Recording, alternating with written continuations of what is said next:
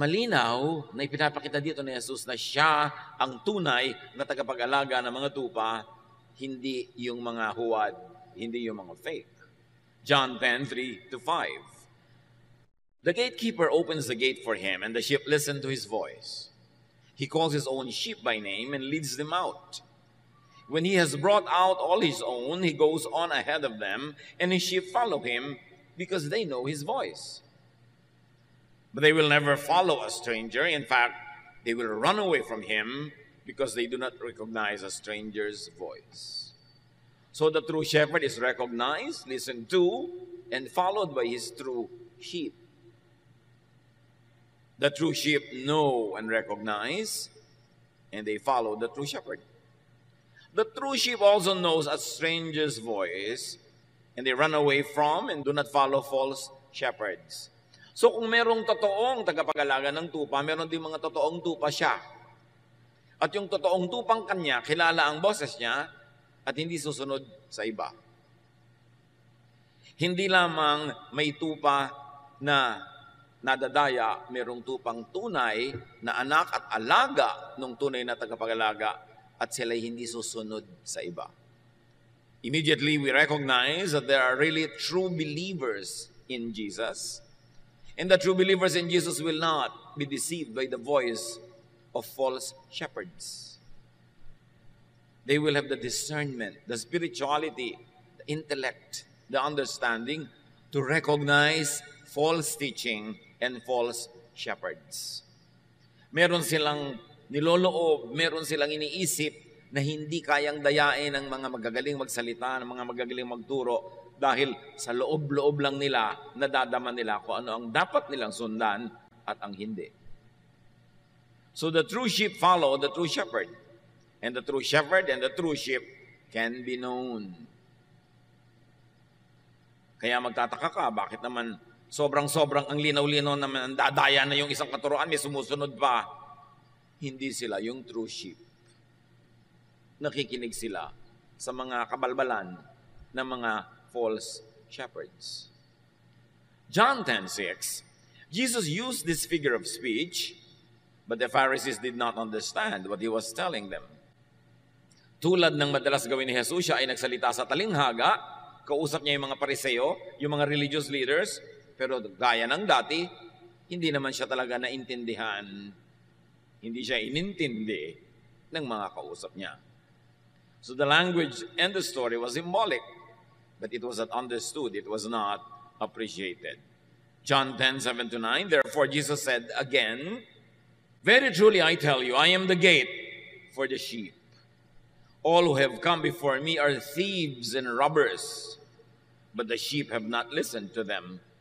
I am the gate. Whoever enters through me will be saved. They will come in and go out and find pasture. Dahil hindi siya naintindihan sa una, inulit ni Jesus ang katuruan at mas nilinaw. Sabi niya, ang totoo, hindi naman mga gate ng mga alagaan at bahay ng hayop ang pinag-uusapan. Ako ang pinag-uusapan, ako ang tunay na pintuan. Sa akin dadaan para magkaroon ng tunay na buhay. Buhay sa kabilang ibayo at buhay dito sa mundong ito. Ako ang dinadaanan para makalabas kayo sa pagkakakulong sa oras na tama na, at kayo makakuha ng mga damo, makain ito, mga inumin, mainom ito. Kayo ang dadaan sa akin, labas-masok kayo.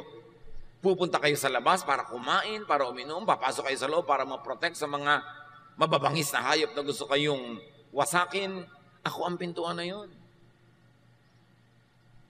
Lahat ng nauna sa akin ay mga magnanakaw. Sinabi ni Jesus. All who have come before me are thieves and robbers. So this is in direct reference to all the teachers and prophets and everybody who misled the people of God, who misled Israel, who misled the people of the world. Sinasabi ni Jesus, ang lahat ng nauna sa aking nangaral, nagturo, hindi sila totoo. Hindi nila kayo binigyan ng kaligtasan, hindi nila kayo binigyan ng kalayaan, hindi nila kayo binigyan ng kasiyahan. Fake sila. Napaka-laking statement ang ginawa na ni Jesus, ha? Dahil sa kanyang panahon, napakaraming kinikilala ng mga tao noon na mga tunay na mga alagad ng Diyos. Pero sabi niya, lahat ng mga nauna sa akin na yan, Dinaya lang ang tao. Pinagsamantalahan. Ako, sabi niya, ang pintuan. Ang lahat ng dadaan sa akin, palabas man o papasok, yun ang maliligtas. Maliligtas saan? Sa kapahamakan sa kabilang buhay at sa kapahamakan sa buhay na ito ngayon. Sabi niya, they will come in, go out, and they will find pasture. So hindi lang one-time kaligtasan sa kabilang buhay yung pinag-uusapan kasi sabi niya, they will come in and go out. Ibig sabihin sa buhay na ito, pasok kayo, labas kayo, ako ang pinto. Sa akin kayo makakakita ng kalayaan para lumabas, at sa akin hindi kayo makakita ng pinto na pwedeng pasukan para kayo ma-protect, para kayo maipagtanggol mula sa mga mandaraya, mga magdanakaw. So yung mga nauna sa akin, mga religious leader, magdanakaw yung mga yan. They are robbers, they are thieves. At hindi yun madaling tanggapin, lalo sa mga relihiyosong Israelita noong araw, na bilib sa kanilang mga religious leaders. It was a very, very revolutionary, very powerful statement for Jesus to say that everyone who has come before him was a thief. But either Jesus was lying or telling the truth. But Jesus is truth and the life. And He's the door, and He's the gate, and He's the way, and He's the light. Kaya dapat pakinggan yung kanyang sinabi. The true shepherd is Jesus and none other. And according to Jesus, all who came before Him were thieves and robbers.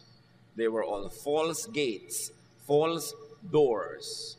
Ang dumadaan sa kanilang mga false doors ay nakukulong lamang, at ang dumadaan sa kanila palabas ay napapahamak lamang. Both ways, pag sa mga fake doors na ito kayo dumaan, puro kalugihan. And Jesus was referring to all the false prophets and teachers whose teachings and laws never gave the sheep a full life, actually robbed people of life, and led people to destruction and damage. Tinutukoy niya mga religious leaders sa mga nauna sa kanya na kahit na sobrang relihiyon ang ginawa ng mga tao, kulang at kulang pa rin ang buhay nila, hindi pa rin sila nasiyahan. In fact, nanakawan sila ng tunay na buhay sa dami ng bawal, sa dami ng hindi pwedeng gawin, sa dami ng mga hinihingi sa kanila, sa dami ng mga batas, sa dami ng paggapos, paghusga. Ang totoo, hindi tuloy nila na-enjoy ang buhay. Napahamak sila sa pakikinig sa mga religious teachers na yon. According to Jesus, they robbed people of life, or the fullness of life. They robbed people of salvation, from spiritual and emotional hardship, from sin and guilt. Sa katunayan, ang mga false teachers and false prophets ay madaling makilala.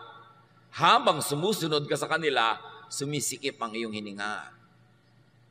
Natatali, nakukulong ka. Dumadami ng dumadami ang pasanin mo sa buhay, nahuhututan ka ng todo-todo, pagkatapos nahuhusgahan ka ng todo-todo, at ang epekto ng pagsunod at pakikinig mo sa mga false teachers na ito, lagi kang guilty, lagi kang takot, lagi kang nauusig. Yun ang pamantayan kung ang sinusunod mo ay false teacher. You never have the fullness of life. You never have the promise of Jesus. You never have the will of God happening in your life. At ang dami-daming ganitong teacher sa Israel noon at kahit sa buong mundo ngayon. Ano ang pamantayan? Hindi yung galing magsalita. Hindi yung verses na sinasabi. Ano ang talab sa iyo ng katuruan? Ano ang epekto sa iyo? Ikaw ba ay lalong sumusungit? Lalo ka bang nagiging judgmental sa iba at sa sarili? Kumukonti ba ng kumukonti ang pwede mong gawin at dumadami ng dumadami ang mga bawal? Padami ba ng padami ang hinuhutot sa iyo? Wala nang natira sa iyo? Lagi ka bang napapagalitan, inuusig, at pagkatapos mamamatay ka na lang at lahat, hindi ka pa sure kung talaga pupunta ka sa Diyos? Yun ang effect ng pagsunod sa false shepherds. Ang dami nun. Ezekiel 13:8-9. I'm going to punish those lying prophets for deceiving the people of Israel with false messages. I will turn against them and no longer let them belong to my people.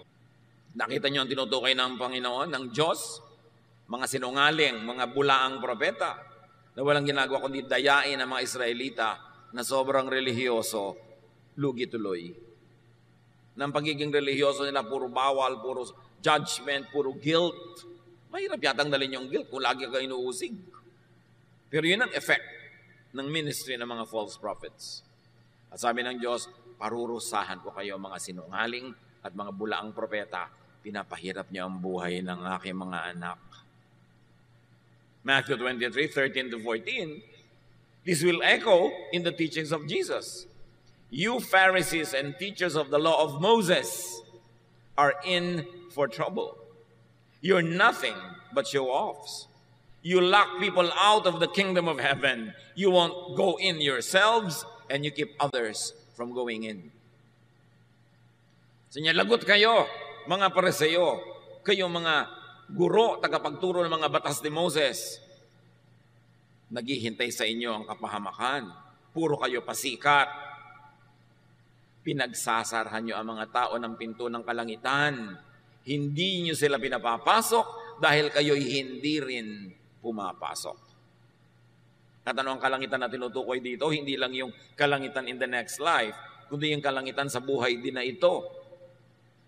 Sabi ko nun, ninanakawan nyo ang mga tao ng saya, ng ligaya, ng kasiyahan, kapayapaan, kapahingahan. Wala kayong ginagawa kundi pagurin sila, pagiltihin sila. Kasi kayo mismo, wala kayo sa kingdom of heaven. So paano kayo makakapagdala sa mga tao sa kingdom of heaven? How can you give what you do not have? So maging si Ezekiel, maging si Jesus, pareho ng sinasabi sa mga teachers of Israel. Napapahamak lang ang sumusunod sa kanila.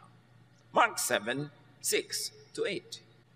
Jesus replied, you are nothing but show-offs. Ang kausap niya, mga religious leaders. The prophet Isaiah was right when he wrote that God had said, all of you praise me with your words, but you never really think about me. It is useless for you to worship me when you teach rules made up by humans. You disobey God's commands in order to obey what humans have taught. Ang kausap ni Jesus ay hindi yung mga satanista, hindi mga kulto, mga propeta, mga teachers of the law of Moses in the temple. And among those people, sinasabi ni Jesus, pasikat lang kayo, hindi kayo totoo. Tama ang sinabi ng propetang si Isaiah tungkol sa inyo at sa inyong mga ninuno, hindi kayo marapat sumamba sa Diyos. Hindi naman talaga Diyos ang iniisip nyo. Ang mga turo nyo, mga religious turo na invento nyo lang. Mga religious teachings made up and invented by humans to benefit the temple, to benefit religion and the religious leaders, and to continue to oppress and control the people. You are depriving them of heaven in eternity and heaven here on earth. Mga turo lang ng tao ang pinaghihirapan nilang sundin. Galit na galit si Jesus sa mga religious teaching na imbento lang ng tao. Tapos sinasabi, turo yun ng Diyos. Pagkatapos, ang bunga sa mga sumusunod, nasasakal, nasisikipan, nalulunod, nabibigatan, nahihirapan. And possibly, many who came and come after Jesus were and are also thieves and robbers. Hindi lang effective ang sinasabi ni Jesus sa mga teachers before His time, but also very possibly to many teachers after the time of Jesus on earth. In other words, may mga fake shepherds noon at ngayon. At sa buong kasaysayan ng relihiyon. Kaya ang sabi sa Matthew 7:15 ng Panginoon, watch out for false prophets. They dress up like sheep, but inside are wolves who have come to attack you. Mag-ingat kayo sa mga bulaang mga guro na nagbabait-baitan, nagbubuti-butihan, pero ang totoo ay sila yung mga mababangis na hayop na naghihintay lang ng pagkakataon para kayo salakayin at sirain. Hindi lang yun noon, hanggang ngayon. In John 10:10, Jesus says, the thief comes only to steal and kill and destroy. I have come that they may have life and have it to the full. So the effect of the false prophet in believers is that they are stolen from, they are killed and destroyed. Ang buhay nila nawawala ng kulay, ng saya, ng sigla. Pero sabi ni Jesus, alam nyo ang epekto sa inyo kung ako ang tunay nyo sinusunod? Buong-buo ang buhay nyo. Full color. 3D, 4D pa. Masaya, payapa, tahimik. Yan ang talab ng turo ko, ang tunay na prophet, ang tunay na shepherd, sa mga tunay kong sheep na makikinig. So the fake shepherd is a thief who steals, kills, and destroys life with false and oppressive religiosity. Jesus-style spirituality sets free. Pharisee-style religiosity oppresses. So dapat nasusukat mo. Na-oppress ba ako? Nabibigatan ba ako o nagagaanan? Napapalaya ba ako o natatali? Sumasaya ba ako o lumulungkot? Gumagaan ba ang pakiramdam ko o lalong bumibigat habang dumadami ang aking religious activity? Remember, Jesus' listeners were the religious and the Pharisees, not common criminals and not sinners. Ang tinutukoy ni Jesus dito ay mga mukhang tama, mga mukhang relihiyoso, pero sobrang ligaw. Meanwhile, the true shepherd came to give life. Not only life, but full life through correct and liberating spirituality. Remember that the spirituality of Jesus is liberating. Hindi nakakakulong, nakakasakal, kundi nakakapagpalaya, nakakapagpagaan. Because there are two types of shepherds, there are also two types of lives of the sheep. Number one is led by false shepherds. That kind of life is stolen from and robbed of spiritual fullness, of peace and joy, of rest, and of love. Madaling makilala ang mga sumusunod sa false shepherds. Wala silang kapayapaan, wala silang katahimikan, wala silang kapahingahan ang loob, at di sila maibigin. Ang mga sumusunod sa false prophets, sa mga Pharisees, sa mga teachers of the law of Moses, nagiging pintasero at pintasera sa kapwa. Nagiging mapanghusga. Nagiging magagalitin sa lahat ng merong ibang religious opinion. Nagiging mapagmataas dahil sa kanilang paniniwalang sila ay banal. Nagiging mayabang.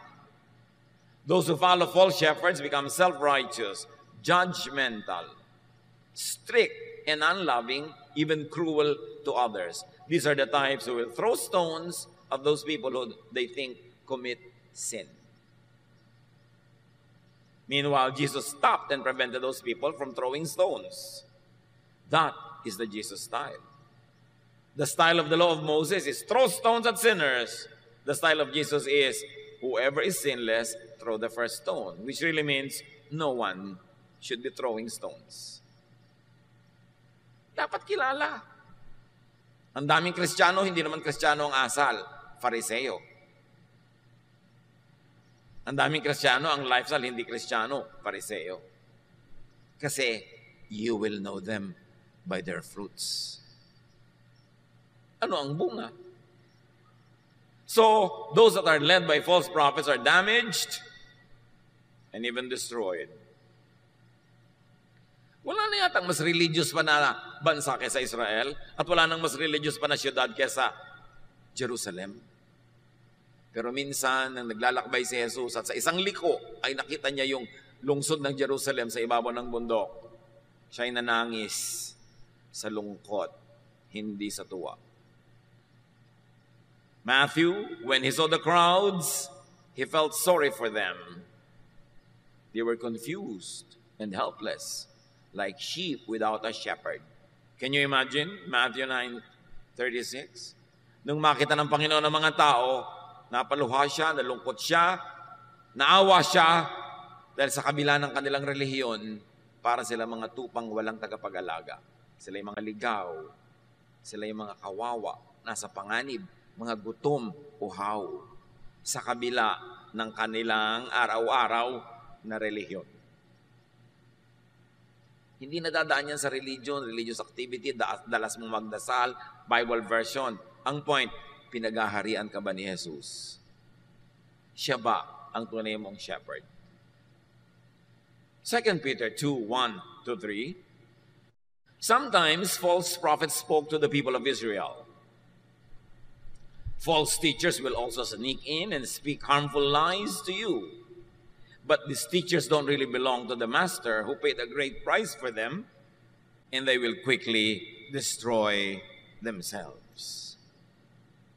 Many people will follow their evil ways and cause others to tell lies about the true way. They will be greedy and cheat you with smooth talk, but long ago God decided to punish them, and God doesn't sleep. Ang linaw. Sabi ko, kahit ang Israel, binobola, niloloko ng mga bulaang propeta, nakikinig naman sila. Sabi ko, hindi sila tunay na galing sa Diyos. At marami mga tao susunod sa kanilang mga baluktot at mga pamamaraan. At sila ay magiging mga gahaman, mga sakim. Dadayain kayo, peperahan lang kayo ng mga relihiyon na yan. Sabi niya, huwag kayong magalala. Matagal nang alam yan ng Diyos at hindi natutulog ang Diyos. So dapat hindi rin tayo matulog, maging mapagmansyag sa mandaraya, mambobola, mahihirapan ka lang. Matthew 23:15, you Pharisees and teachers of the law are in for trouble. You're nothing but show-offs. You travel over land and sea to win one follower. And when you have done so, you make that person twice as fit for hell as you are. Lagot kayo ha? Kayo mga fake na mga teacher? Mission pa kayo. Patawid-tawid kayo ng mga kabundukan, ng mga dagat, para magkaroon kayo ng convert. Pero oras na dapuan ninyo, maturuan ninyo at sumunod sa inyo, ginagawa niyong doble ang sama kaysa dati. Nadodoble ang kanilang disqualification from heaven and qualification for hell. Kasi ang turo nyo ay lason. At yan ay ginagawa sa ngalan ng Diyos, ha? At kahit ngayon sa ngalan ni Jesus, dadapuan ka ng missionary, dadapuan ka ng teacher, dadapuan ka ng kung sino-sino. Tapos ang ending, magiging katulad ka nila. Judgmental, self-righteous, self-promoting, haters of other believers, divisive and divided, separatist, humihiwalay ka sa mga ibang anak ng Diyos, ikaw lang ang tama, ikaw lang ang totoo. So yung ganun, marami niyan. Dati nung hindi ka pa sumusunod sa relihiyon, hindi ka pa relihiyoso, friendly ka sa mga kamag-anak mo, friendly ka sa iba, ngayong nagkaroon ka ng religion, hiwalay ka na lang hiwalay, judge mo na sila, ni ayaw mong makisama sa kanilang mga gawain. Nakakabuti ba yan sa'yo o nakukulong ka? May mga pagsunod na nagiging pahirap, pabigat, nakakasakal. Hindi ito ang galing kay Jesus. Tandaan nyo, ang mga kausap ni Jesus, religious leaders, hindi mga kulto, hindi mga satanista, yung mga relihiyoso, middle of the road, standard, religious people that people think are the true ones. But you will know them by their fruit. So there are two types of lives, and one is led by Jesus. Saved from damage and destruction, saved from imprisonment and oppression, freed to come in and out, to find pasture, satisfaction, fullness. Yun ang mga anak ng Diyos sa pamamagitan ni Jesus. May laya na hanapin kung ano ang nagbibigay ng kasiyahan, pasture, waters to drink, and they are free to come in and out. Hindi sila controlled. Saved and freed from false shepherds, from religiosity and spirituality that binds and imprisons. Saved from religiosity that robs people of life, of the enjoyment of life, of peace, of rest. Saved from religiosity that burdens people with impossible laws. Kaya ang laging sinasabi ni Jesus, teachers of the laws of Moses. And not only the 10 Commandments, but 613 other misbots, invented human teachings that regulate every aspect of daily life. That it is impossible to obey all of them every day, so that at the end of every day, you feel guilty for being a lawbreaker. Laws that should not have been there in the first place. Ang dami-daming religious laws na hindi naman talaga galing sa Diyos, pero ipinasa ng mga taong yun na sabi ng Diyos. Kung talagang sabi ng Diyos, dapat nagpapalaya, nagpapaginhawa, hindi nang nanakal at nagpapahirap. Be discerning. Ang tinutukoy ni Jesus dito, hindi mga obviously satanic teachings, but what seem to be godly teachings, whose ending, whose result is that people get oppressed. Burdens with impossible laws. Unbearable condemnation and judgment. Religiosity that promotes burning guilt. Spiritual destruction, which is really hell on earth. Kaya kawawa yung mga ibang napapasama sa mga ganung uri ng religiosity. Hirap na hirap araw-araw, guilty. Nawawalan ng kapayapaan, laging natatakot, takot na takot sa end times, takot na takot sa second coming, puro panakot. Dapat kang matuwa. Kung will of God ang end times, kung will of God ang second coming, dapat kang matuwa. Ano, nakakatakot dun. Pero tinatakot ka ng mga false prophets, kasi pag takot ka, madali ka makontrol. Galatians 3:10, anyone who tries to please God by obeying the law is under a curse. The scriptures say, everyone who doesn't obey everything in the law is under a curse. Galatians na ang nagsasabi.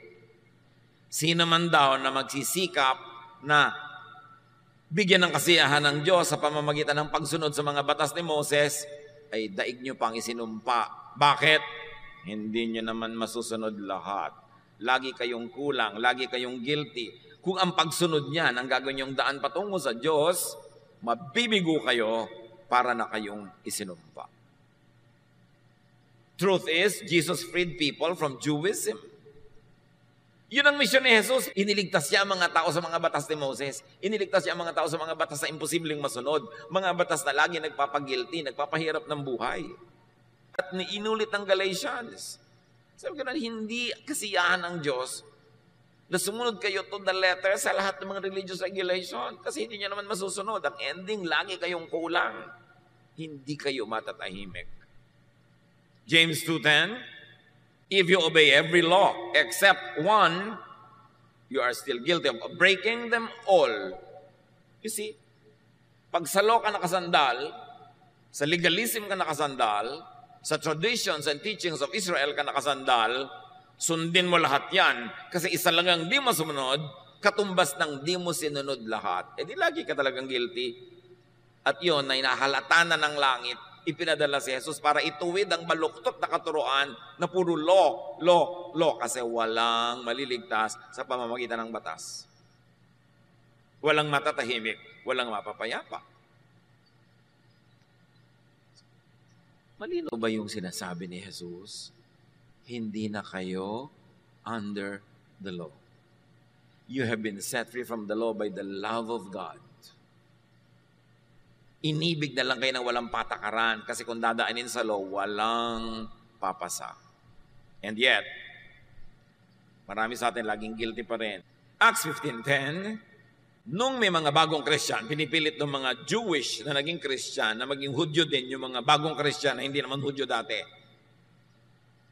In other words, o gentle ka, hindi ka Hudyo, pero naging Christian ka, magpaka-Hudyo ka muna. Mga lalaki, kailangan na namang magpatuli kahit matanda na. Mga babae, sundin nyo lahat ng mga ceremonial law bago kayo maging Christian. At sabi ng Acts 15:10, now why are you trying to make God angry by placing a heavy burden on these followers? This burden was too heavy for us or our ancestors. Ang linaw. Sabi ng guro, bakit nyo ginagalit ang Diyos? Na yung mga hindi Hudyong tulad natin, gagawin nyo pang Hudyo ngayon. Hudyo tayo, naging Christian, bakit yung hindi naging Hudyo na naging Christian, gagawin nyo pa uling Hudyo? Sabi ng ganon, ang hirap maging Hudyo. Ang bigat. Hindi nasunod ng mga ninuno natin, hindi rin natin nasunod. Tapos yung hindi na nga Hudyo, gagawin mo pang Hudyo? Hindi, gagaya mo sila sa atin ng mga bigo. Mabigat ang buhay, mahirap. At mga kapatid, hindi lang ito nung araw nung Book of Acts ay sinusulat. Ngayon din, maraming mga hindi na nga Hudyo, naguhudyo-hudyuhan pa. Sumasali pa sa pagiging Hudyo, kinokopya ang mga damit ng Hudyo, mga patilya ng Hudyo, mga festival ng mga Hudyo. Sinabi na nga dito, tayo hindi natin nasunod dyan. Bakit idadamay pa natin yung hindi Hudyo? Ang linaw na nito, pero hanggang ngayon, ang nandudumilat ang katotohanan ito, ang dami pa rin gustong maghudyo-hudyuhan. Tatawagan kayo sa telepono, akyatin kayo sa bahay nyo, re-recruiting kayo para maging hudyo-hudyuhan kayo tulad nila. Ang linaw na nga ng Acts 15:10. Gumawa kayo ng malaking placard, ipakita nyo sa kanila. Sinabi na nga sa Bible yan, yung hindi Hudyo, maghuhudyo-hudyuhan pa. Kayo na naman ganito, sasali na naman kayo. Wala ba kayong mga utak? Pero di ba meron ng true shepherd, may true sheep? At meron talagang false sheep that will never follow the true shepherd. They will only follow the false shepherd. Kaya nagkakakilakilanlan kung sino ang sinusundan. Si Jesus dapat. Sinabi niya, kayong mga Pharisees kayo, may araw din kayo. Napapahamak ang mga sumusunod sa inyo. Dumadami ang mga patakaran, dumadami ang mga batas na hindi naman nasusunod, dumadami ang pagkukunwari, ang pagbabalat kayo, dumadami ang guilt. Jesus, the true shepherd, saved and saved sheep and people by taking the punishment for sin upon himself. Salvation is free, but it is not cheap. Jesus paid for all the sins of the world, and therefore there's no more necessity for anyone to go through God through the law. Jesus satisfied all the requirements of the law in behalf of those who will believe in him. Therefore, if you believe in Jesus, it's better than having obeyed all the laws. All the laws that become stepping stones to heaven become irrelevant to people who believe in the true shepherd. Because Jesus fulfilled all the requirements of the law in behalf of all those who cannot fulfill it anyway. Kaya may tagapagligtas. Siya ang sumunod, siya ang umako sa ating mga pagkukulang. Kaya pag naniniwala ka kay Jesus, lahat ng accomplishment niya na perfect life, perfect obedience, nagiging sa atin at hindi na tayo kailangang sumali pa sa pagpapakahirap sa pagiging Hudyo. 1 Peter 2:24, Christ carried the burdens of our sins. He was nailed to the cross so that we would stop sinning and start living right. By his cuts and bruises, you are healed. So sa perfect obedience of Jesus to God, tayo ay iniligtasan niya sa hirap ng pagsunod sa mga regulasyones. Jesus saves people by eliminating sin. One is by paying for it and by eliminating the law that makes everyone guilty or feel guilty. Dalawa ang ginawa ni Jesus para mawala ang kasalanan. Una, binayaran na niya ang lahat ng bayad para sa mga nagkasala. Pangalawa, inalis niya lahat ang law. At kung wala ng law, paano mo pa-break yun? Kung wala na yung law of Moses, paano mo pa break? Therefore, hindi ka na magiging lawbreaker kasi inalis yung law. Dati may nakalagay, no parking. Pag nag-park ka, you become a lawbreaker. Nung inalis yung no parking sign, pinalitan ng batas, nagpark ka, nagpapark ka pa rin tulad doon dati. Kaya lang nung araw nakakasala ka, ngayon hindi na kasi pinalitan na yung law. Kailan maiintindihan ng mga Kristiyano that we are not under the law? It doesn't mean that we will live wanton, careless lives. But we observe good manners, we observe ethics, we observe all that is admirable and needed in a civilization, but not to be saved, but because we are already saved. Not to win God's favor, but because we are already in God's favor. Gumagawa pa rin tayo ng mabuti, iniiwasan pa rin natin paggawa ng masama, pero hindi para tayo tanggapin ng Diyos, kundi dahil natanggap na niya tayo, para naman maganda ang dating. At sa mga panahon na tayo nagkukulang, nadadapa, hindi ka magigilty na naman sobra, Hindi ka maghahampas ng sarili mo, magpapako ng sarili mo sa krus, kundi tatanggapin mo ang walang bayad na pagpapatawad, restoration ng Diyos through Jesus. That is salvation by grace. Pag naintindihan mo yun, mabubuhay ka in the highest possible ethical level that you can, but in all other areas where you fail, you depend on God's grace, you depend on God's kindness, and you extend that same grace and kindness to others who also fail. That's the only time there will be peace. Peace in your heart and peace among fellow humans. Yun ang mensahe ni Jesus. Galatians 5:1, Christ has set us free. This means we are really free. Now hold on to your freedom and don't ever become slaves of the law again. Don't be Jewish again. Do not imitate them again. Magiging under ka na naman ng kanilang calendar, ng kanilang festivals, ng kanilang mga rituals. Mababaliwala si Jesus. Dapat dibdibin ng mga Kristiyano kung anong kahulugan nito. Jesus, the true shepherd, save sheep and people by replacing all the laws with just one. And that law is the law of love. John 13:34, in place of all the commands, I am giving you a new command. You must love each other just as I have loved you. That is the only command given by God to Jesus believers. Love others as you love yourself. And because you love others as you love yourself, you will stop being judgmental. You will not be separatist from other believers. You will be kind. You will not be a church bully, policing and watching everyone and judging everyone and punishing everyone who commits sin according to your standards. Sabi niya, hindi niyo ba naiintindihan na isang batas na lang talaga natitira? Kaya mga iba, hoy sister, Christian ka na, bakit ganyan pa yung buhok mo? Hoy, isa lang ang law-loving, may law ba against my hair? Hoy sister, bakit may tattoo ka sa leeg? Bakit? May law ba dyan? Hindi ba isa lang ang law against love? Bakit ka kumakain ng dinugan? Bakit ganyan ang suot mo? Bakit nagtatrabaho kapag Sabado? Bakit ganito? Bakit ganon? Bakit ang baptismo hindi turok? Dapat turok. Bakit lubog? Bakit ganito? Bakit? Ilan pa ba talaga ang law ang natitira? Nagkakaliwanagan ba tayo na isa na lang yan? Church, what is that law? It's a law of? Yun. Dibdibin nyo yun. Hindi yung higpigit natin sa isa't isa, bantayan ng bantayan, chismisan ng chismisan. Loving ba na magchismis? Loving ba na bulat-latin mo yung buhay ng may buhay para hanapan mo siya ng kasalanan na mailalagay mo sa bulletin board?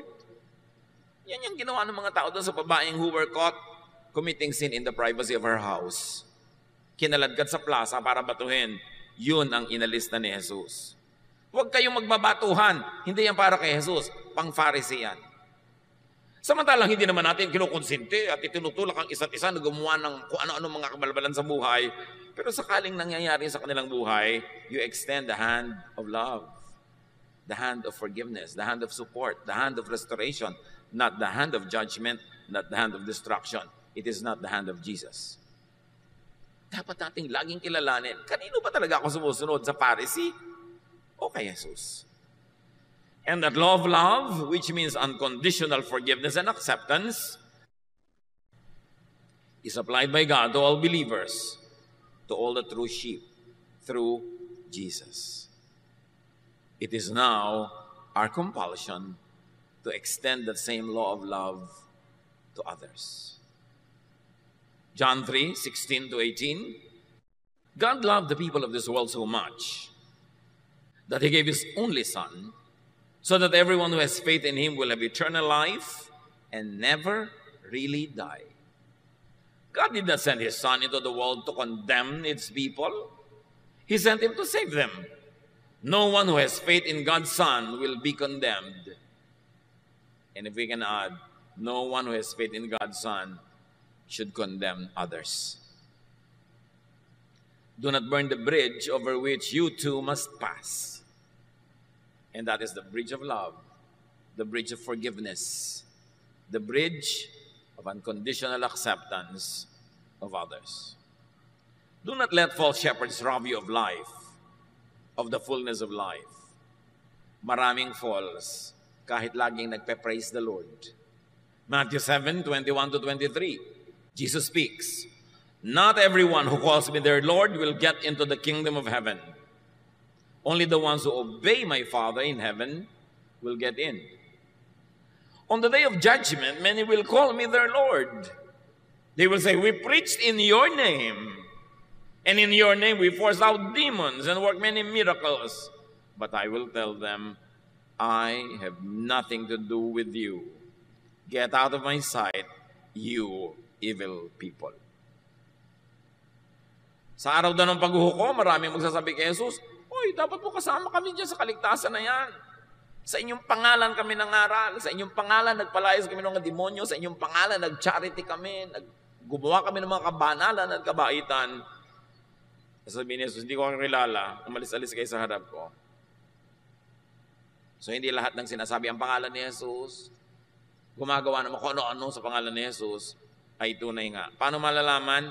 Ano ang bunga ng turo nila sa tinuturuan nila? Napapalaya ba o nagagapos? Gumagaan ba o bumibigat? Bumabait ba o sumusungit? Doon nagkakakilanlan. Sabi ni Jesus, "You will know them by their fruits." Know and avoid false shepherds. Avoid modern-day Pharisees and false prophets who continue to oppress, mislead, rob, and kill sheep in the name of Christ. Huwag padaya. Linawan ang pagmamatsyag. Maging malaya at magpalaya ng iba sa ngalan ni Jesus. Dear Lord, we thank you. Our Father, we thank you because Jesus, your Son, sets us free. Salamat at pinalaya mo na kami sa mga religious laws at isang law na lang natira, the law of love. Turuan niyo kami, Lord, na pairalin din sa aming buhay. Na huwag maging lisensya sa aming gumawa ng mali dahil hindi kami under the law. But because we are under your grace and under your love, lalo kaming mas maging mabait pa, mabuti, mas tama. At sa mga panahon kami nabibigo, nagkukulang, turuan niyo kami na pati mga sarili namin, ipatawarin din namin dahil pinapatawad niyo kami. At turuan niyo kami magpatawad din sa iba. Mga kapatid, pag bulay-bulayan sumandali, ang kahulugan ng lahat ng ito, that we are not under the law, that Jesus wants a full life for us. Review your life kung full o kulang, at kung kulang, sino ang sinusunod nyo, bakit kulang. Dear Lord,